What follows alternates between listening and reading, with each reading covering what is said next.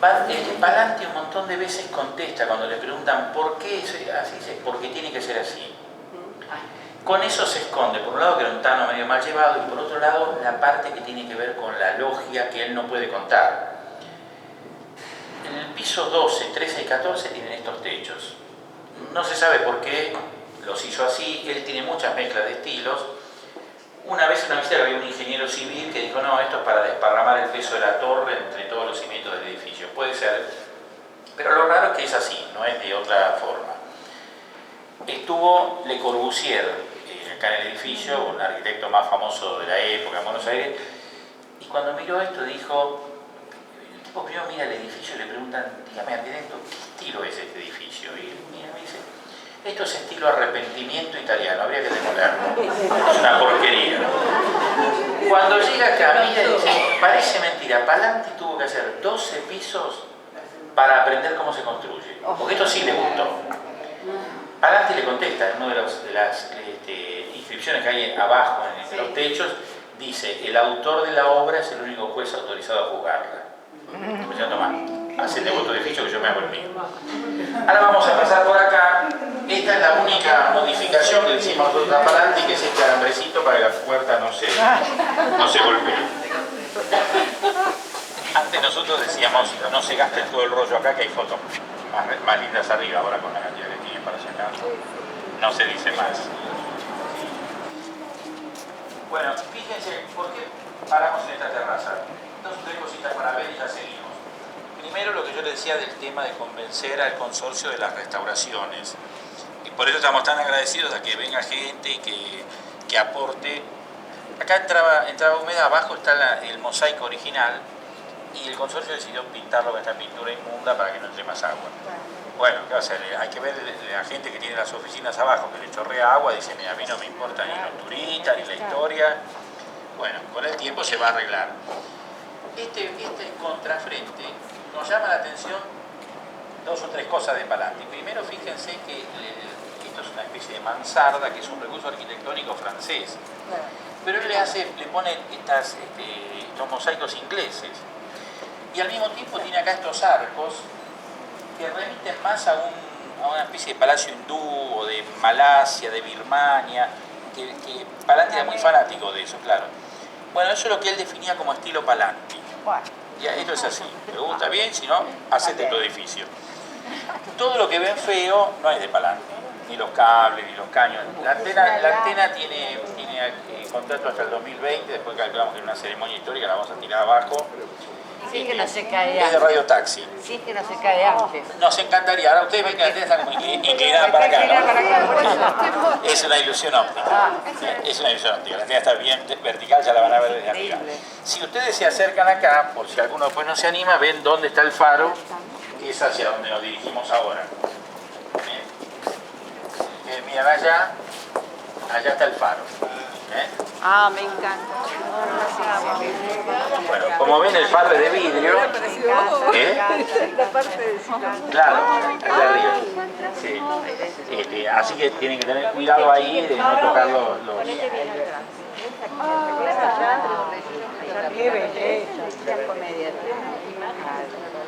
No, lo que tiene abajo en el infierno son todos esos monstruos que están ahí. Ustedes entraron por el infierno, son monstruos, hay unas víboras, hay una víbora de 2 cabezas y hay unos monstruos que son imaginarios, no representan. Claro, está lleno de cúpulas el Palacio de los Patos. Exacto. Bueno, el Palacio de los Patos era el quedarse, uno cuando perdía la ruleta decía, me quedé pato. El Palacio de los Patos era el Palacio de los Pobres, de la gente que estaba arruinada. Bueno, vamos a subir al piso 14 por la escalera. Las dos escaleras van al mismo piso. Con puertas de vidrio y algunas se han unificado. Vamos a esperar a que suban todos. Fíjense, mientras tanto, ven que se cerró a no arrojar nada por las ventanas. Este edificio causó un impacto muy grande cuando se hizo. Entonces, entre otras cosas, se decía qué va a pasar si a la gente se le cae algo. Sí, no estaba Buenos Aires acostumbrado para eso, fue el primer rascacielos que hubo en Buenos Aires. Instala Buenos Aires en la cadena de ciudades en el mundo que tenían rascacielos.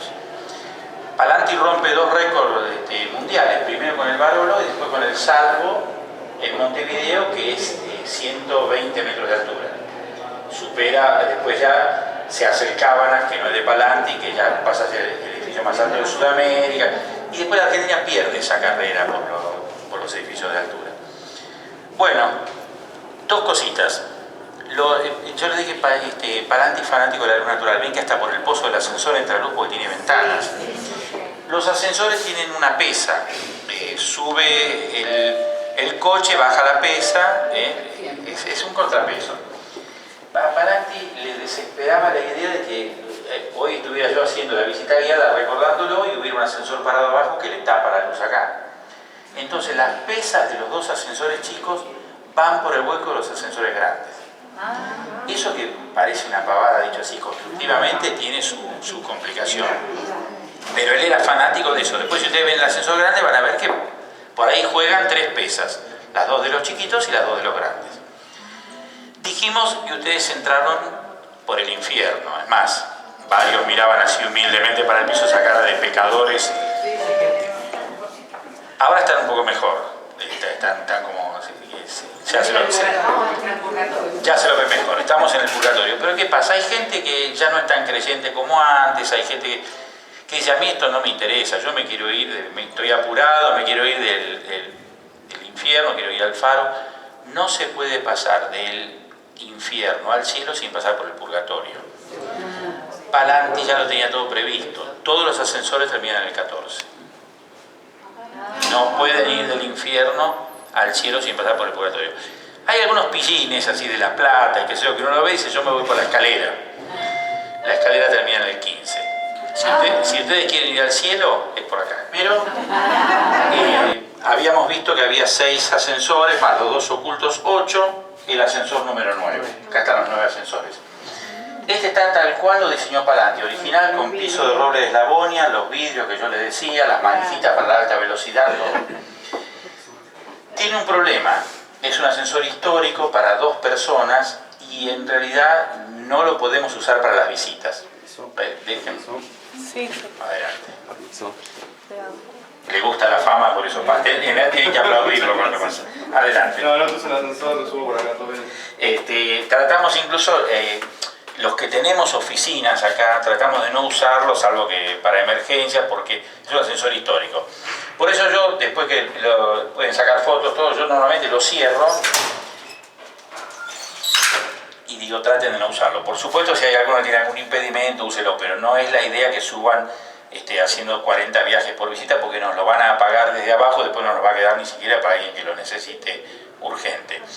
Van a ir subiendo y ahora empieza la parte que el edificio se hace muy chiquito. Entonces les pido que le presten atención a las indicaciones de las guías, primero porque son de bastante mal carácter y después por un tema de seguridad de ustedes. No da para mover tanta gente subiendo y bajando al mismo tiempo. Entonces tenemos todo organizado, que van entrando en el piso 17, ven la oficina, después siguen hasta el piso 20 que hay un mirador y después de ahí suben a la presencia de Dios, al faro. El faro es de vidrio, es una cúpula de vidrio a 100 metros de altura, entonces no se apoyen contra los vidrios. Respetan las indicaciones de ellas, pueden subir de a 8, 10, más de eso no. Están un ratito, miran y después bajan. Para sacar fotos, lo más lindo es la oficina, el piso 17. Es la única oficina que vamos a entrar, por 2 razones que siempre contamos. Una, porque es la más linda, tiene un balcón corrido, da toda la vuelta al edificio.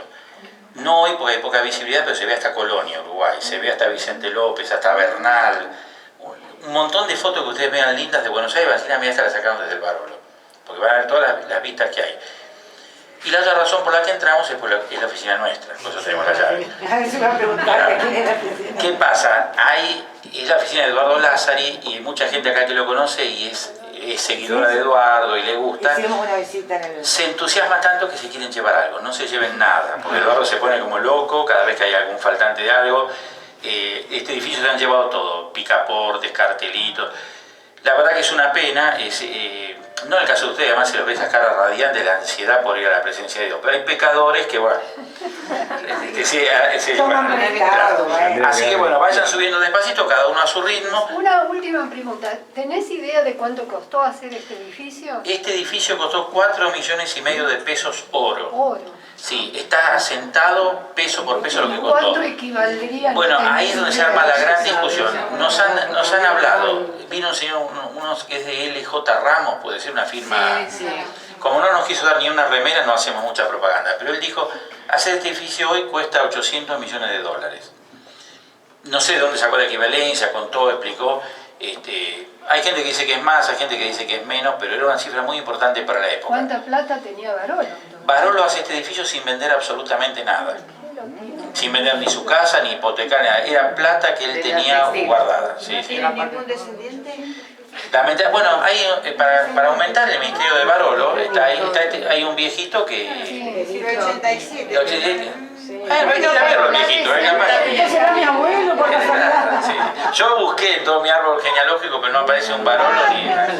Así que bueno, cualquier cosita después podemos seguir hablando abajo. Yo tengo que ir porque hay otro grupo, pero las chicas se saben todo y son sí bastante estrictas, así que adelante. La persona que estuvo dando la visita. Es una oficina circular que se comunica circularmente. Vamos a poder salir a los balcones y dar la vuelta. O sea, vamos a dar toda la vuelta. Van a salir por un solo lugar, dar la vuelta y vuelven al mismo lugar. Bueno, ahí tienen para mirar todo Buenos Aires. Vengan por aquí. Ni loca. Pero mira el hotel. Ay, mira qué lindo ese balcón. ¿Es un hotel? Ah, no. Hotel.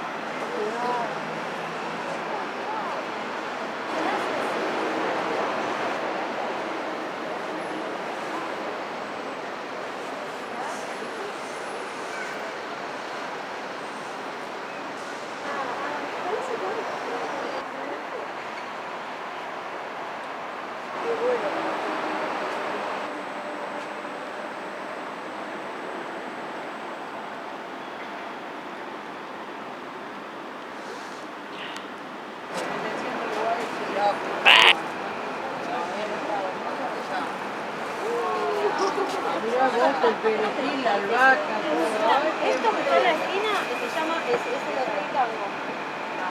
De hace poquito se inauguró. ¿El edificio acá dónde termina? Acá. Sí, donde está la manzana verde que está ahí. Claro. Es donde está el fin del edificio. Exacto.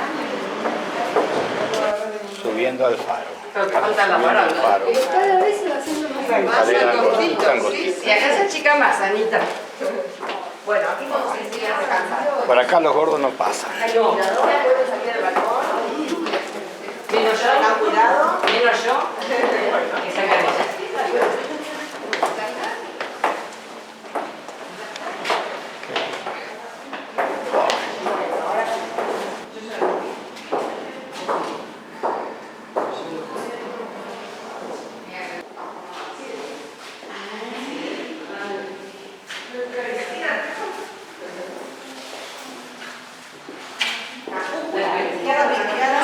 ¿Sí? Que tiene como unas maderitas en el piso para que ustedes se puedan sentar si quieren, no los vidrios, sino las maderitas. Quien no se quiera sentar se queda parado. Quien tenga mucho vértigo se puede quedar acá. No, yo subo, despiro del todo. ¿Cómo miraste? Claro, sin acercarme al vídeo, ¿viste? Bueno, es que es muy chiquito. Cualquier cosa dicen que la escalera es para una sola persona, ¿sí? No es que, digamos, el que se arrepiente no puede bajar. Entonces, si alguien que dice, bueno, yo a lo mejor prefiero quedarme, entonces queda último, cualquier cosa baja. ¿Sí? ¿La señora? Sí, yo me quedo. Bueno, toda la tarde.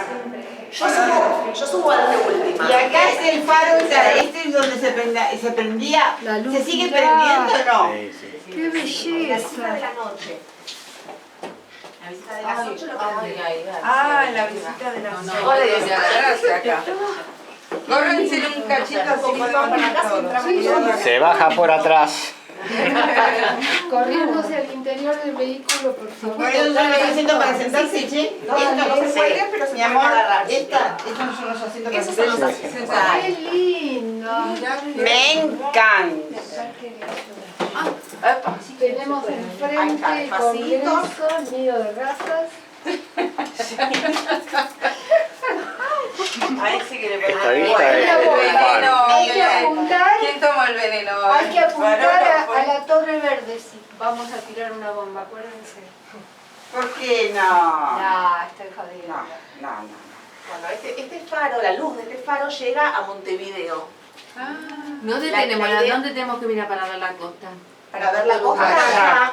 Allá, Claro. para la derecha. Para a ver dónde está Lo que pasa es que hoy es un ¿Dónde día- está? Mira, allá en la Rosada, esta es la avenida de Mayo. Claro, allá allá. atrás. Ah, no, de acá no la veo porque tenemos el... Ah, allá. bueno.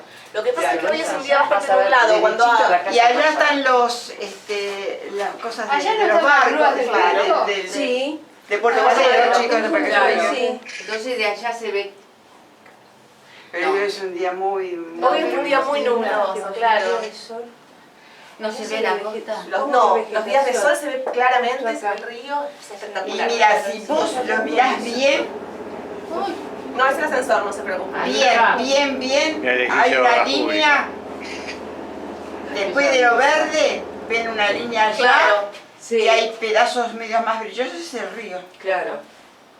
Lo tienen ¿Y que ver este bien. solamente lo prenden para la visita de las 8? Solamente se prende para la visita, sí. Si no, ya queda... No porque hubo quejas de los vecinos, porque la luz es muy potente, Ah, entonces claro. solamente se prende para la visita y se apaga.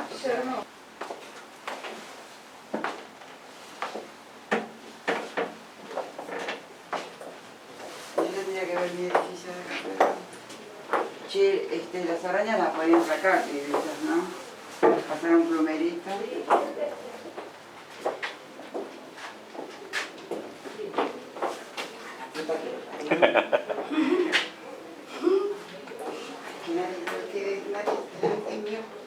Date vuelta ahí. Para bajar.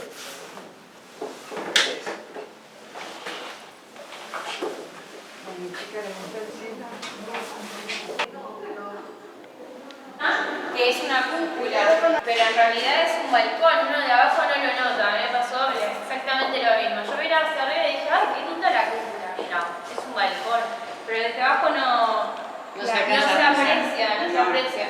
Y esto es lo que le decía, está todo más ornamentado, porque estos pisos eran los que valían más en realidad, porque la gente no se animaba a vivir en los de arriba. Si ahora, por ejemplo, fuéramos al quinto, esto va a estar tapado y ya van a ver que no tiene ninguna ornamentación de absolutamente nada, como los pisos de arriba.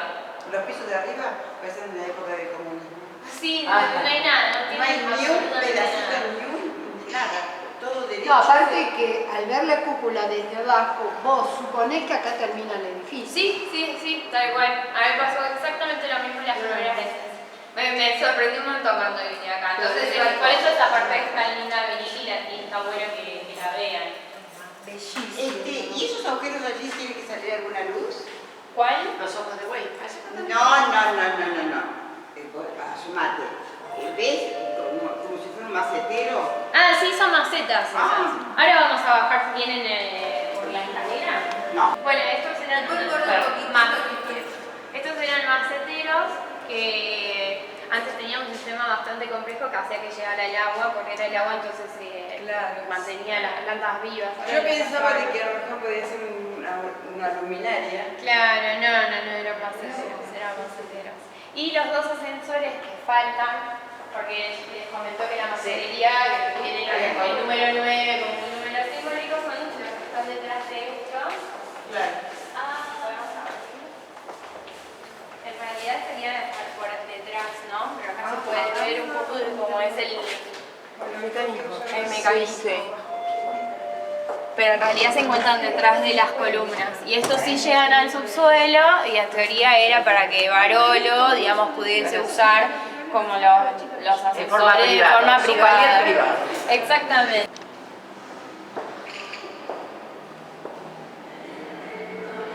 Digamos que todo lo que les decía de la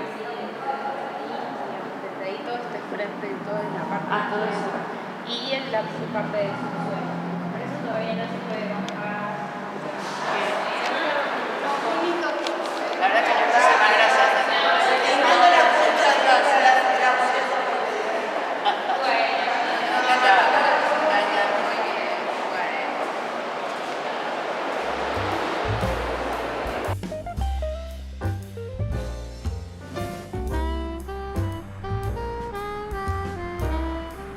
Cuando Buenos Aires comienza a crecer desmesuradamente por el aumento poblacional, pensemos que entre 1870 y 1910 pasó de 100.000 a 1,5 millones de habitantes, entonces el ir ganando altura además hacía que Buenos Aires compitiera de alguna manera con las grandes capitales del mundo. En este sentido, Buenos Aires y Nueva York empiezan a tener un desarrollo simultáneo. Básicamente la aparición de los primeros rascacielos en Chicago en estructura de hierro hicieron posible pensar edificios parecidos en Buenos Aires. Ya a principios del siglo XX, la aparición de edificios como la Oficina de Ajustes de los Ferrocarriles en la esquina de Paseo Colón y Alsina, la Galería Güemes en Florida al 100, marcaron cómo Buenos Aires podía ganar altura con la peculiar característica de mantener el desarrollo arquitectónico propio de los franceses y del clasicismo, que era un gran basamento, un fuste y un coronamiento o capitel.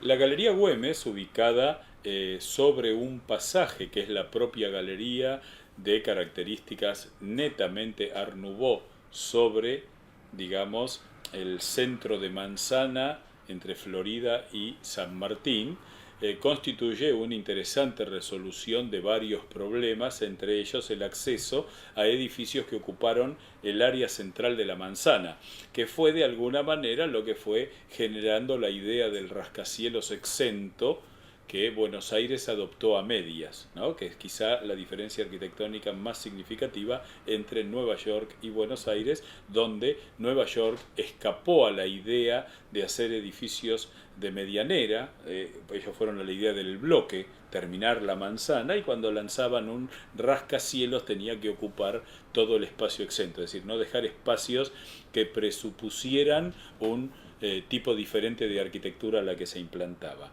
El gran impacto lo va a provocar el Palacio Barolo, este edificio que ganó en altura más de lo que le estaba permitido a partir de un acuerdo especial entre el municipio y quien diseñara la obra, que es un pasaje público que uniera las dos avenidas. Esto emparenta algunos logros de la arquitectura de New York con la arquitectura de Buenos Aires. La Torre del Barolo de alguna manera es el primer edificio que gana el cielo a partir de un edificio civil, es decir, algo que estaba hasta ese momento reservado a las iglesias en general. Este rascacielos que llega a los 100 metros de altura, que se convierte en el rascacielos, el edificio más alto de Sudamérica. Después el edificio Cabana ya es realmente un desarrollo que emparenta a Buenos Aires con Nueva York con toda claridad. Tengamos en cuenta que es contemporáneo del edificio Chrysler, es contemporáneo del edificio Empire State Building, y en ese ganar altura se convierte en el edificio de hormigón armado de mayor altura del mundo, y fue pensado con la idea de la alta burguesía terrateniente argentina de mantener palacios pero más económicos. Por eso conservan sus servicios centrales, algo que es muy común hablarlo en la Argentina y que ha tenido hasta una consecuencia práctica cotidiana, que es la presencia del encargado de edificio, del portero, que proviene de esa idea de tener un personal de servicio común a todo el edificio. Esto es una característica de la ciudad de Buenos Aires y de la Argentina que no se ve en otros lugares del mundo.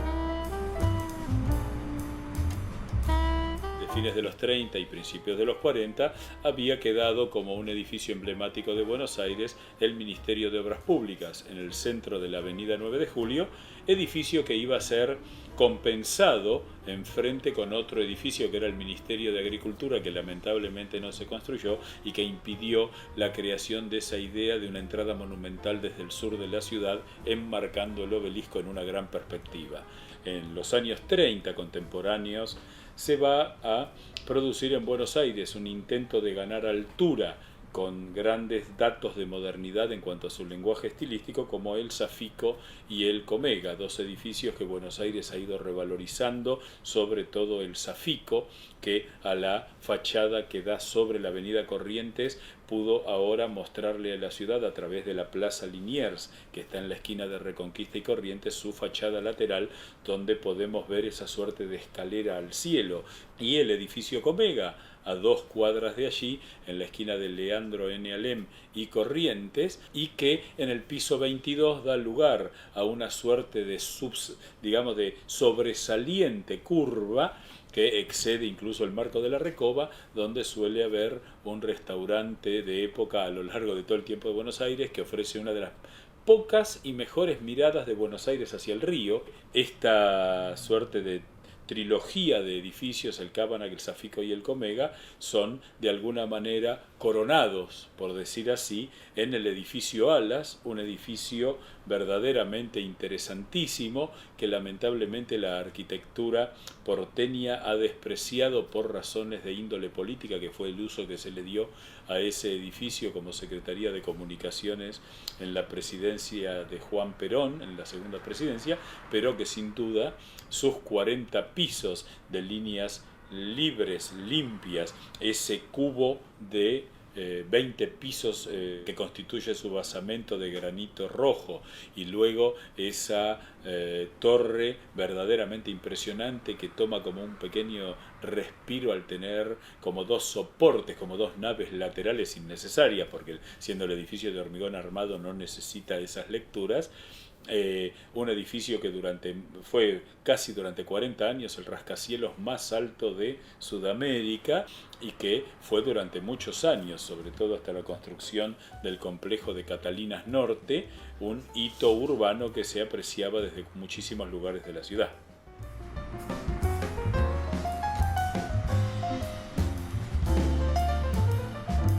En los fines de los años 50 comienzan algunas construcciones emblemáticas de Buenos Aires. Es la irrupción del estilo moderno que de la mano de Mario Roberto Álvarez fundamentalmente va a caracterizar algunos edificios de Buenos Aires. Son los tiempos de la construcción del edificio Fiat, del edificio Olivetti en Suipacha y Santa Fe, en Viamonte y Carlos Pellegrini, y la construcción del Teatro General San Martín, un edificio enorme donde el despliegue funcional es extraordinario, es decir, es un edificio de teatro que tiene 5 salas para distintos tipos de teatro, teatro experimental, un coliseo romano, es decir, una verdadera joya de la arquitectura porteña, que se completa en una suerte de salto entre los 60 y los 70 con la construcción del Centro Cultural San Martín, también un edificio con una gran adecuación y sobre todo con una idea de altura, incluso con el edificio Cortina, que es una originalidad de Buenos Aires, que es frente a la Plaza Seca, una galería de arte en altura, que es una cortina blanca que marca claramente esa Plaza Seca, que en los últimos tiempos ha sido modernizada con una suerte de pirámide vidriada que sin duda remite a esas audacias, marcada en un edificio del movimiento moderno clásico de Buenos Aires. Esos años 60 y 70 son años de mucho completamiento de bloques de manzanas en Buenos Aires, sobre todo en lo que es el barrio norte, lo que se conoce como barrio norte, es decir, Recoleta, Palermo, algunos sectores de Flores, algunos sectores de Caballito, y es el inicio de una zona original de Buenos Aires que le dio un muy buen trato a las torres, que es Belgrano, un lugar que era totalmente bajo, con grandes terrenos, ya que las chacras y primeras distribuciones de terrenos ahí eran una media manzana o un cuarto de manzana, donde se permitieron una enorme cantidad de torres exentas que no dejaron fachadas vacantes. Esto es muy interesante porque no generaron medianeras, que crearon espacios verdes no públicos, pero sí que tienen diálogos con el espacio público, y eso es bastante interesante en ese sentido el barrio de Belgrano. Más allá de que uno pueda o no tener un gusto por ese tipo de arquitectura,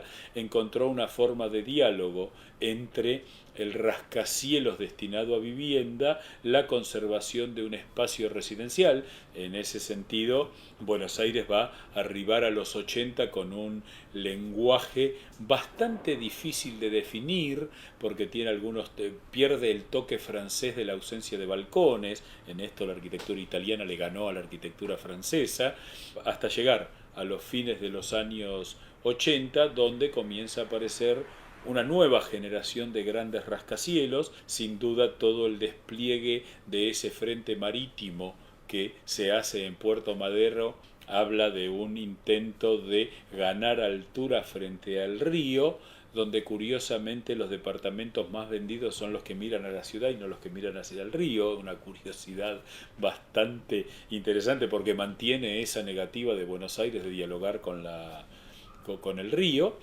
El sector de Catalinas Norte, que está terminando su completamiento después de 40 años, lo que era una vieja playa ferroviaria que generó un distrito moderno administrativo de características absolutamente modernas, con rascacielos absolutamente exentos, y que le dieron una imagen de modernidad a esa zona de Buenos Aires que estaba bastante desplazada. La zona de Palermo, donde alrededor de los edificios que eran de las viejas bodegas y hay instalaciones industriales que quedaron vacantes, se construye el que fue durante un tiempo el rascacielos más alto de Buenos Aires, el edificio Le Parc, y luego este título lo pierde en manos de un edificio de Puerto Madero, y luego surge la figura de César Pelli, que es como el lanzamiento internacional de esta audacia arquitectónica argentina, que le permite a Pelli, con esa amplitud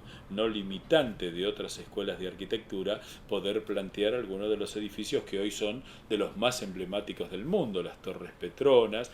En Buenos Aires César Pelli pudo desplegar varios edificios, el de YPF, el del Banco de Boston, que muestran esa audacia de salir del edificio moderno vidriado, en el cual, uno puede imaginarse a César Pelli riéndose del helipuerto inclinado que significa el coronamiento del edificio de YPF, o de esas líneas que en un sentido caen y en otro sentido suben, que conforman el coronamiento del Banco de Boston, que allá en Catalinas Norte, edificios que sin duda mueven a mayor apreciación por parte de los no entendidos, porque se demuestra una intención de carácter estético que supera al simple ganar altura que muchos rascacielos tienen sin ese ángel que le pueden dar los grandes arquitectos.